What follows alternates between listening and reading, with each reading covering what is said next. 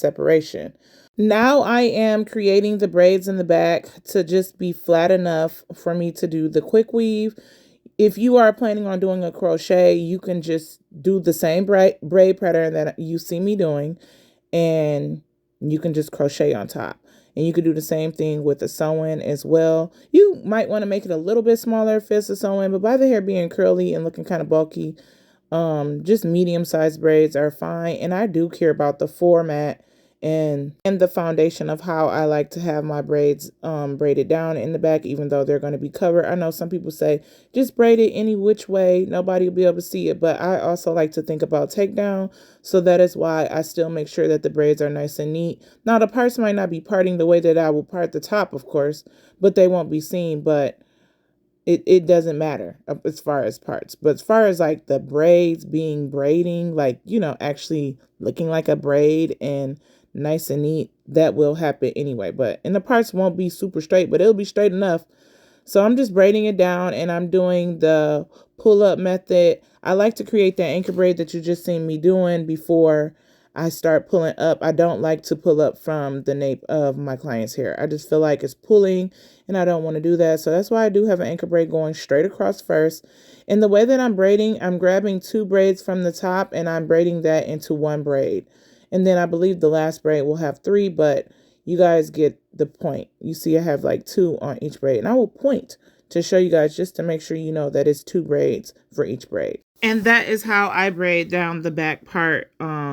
But you could do it any way that you decide, because I do have a couple of different ways that I like to do my braiding foundation when I'm doing a half up, half down, or any type of Fulani hairstyle. So you can definitely check that out. I'm sure when you look at the other video that I did of the Fulani with the crochet, you're going to say, that's a different braid down. So yeah, but I'm just braiding it down. But you see I have went on one side. Now I'm going back to the right side and doing the braids on this side. It was like I started from the right side going to my left, and then I started doing a couple braids on the left side, and then I like to just go back to the other side and braid. So that way that the braid that will be in the middle, that will most likely be the braid that I anchor into with the latch hook. I want that one to be in the middle, so when she takes this down, she won't be looking like, where's my braid? She'll know that it's the middle braid. And I just like to do it in this way just because it just works for me, and I think it always turns out super neat.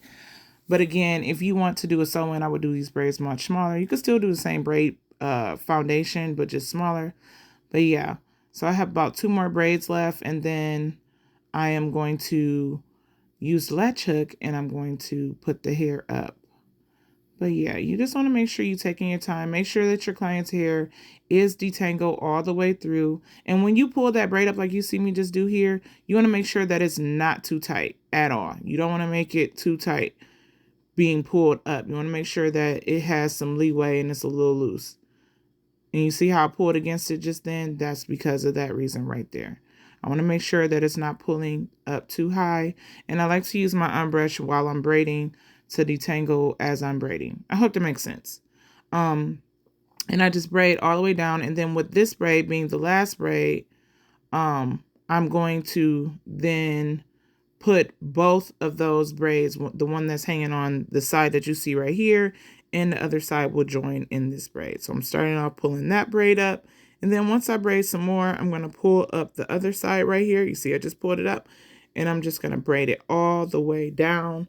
And you want to make sure that this braid is braided all the way down to the very tip, because this is the last braid, and this is the braid that you will be tucking away. Some people like to sew it down. I don't feel like that's necessary, especially with this quick weave.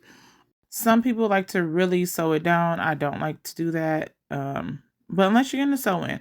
So I'm going to make sure that I oil my client's scalp if I don't do anything else, but I'm oiling her scalp really well, just to make sure that it's nice and moisturized and oiled, because this part will be the part that will be put away.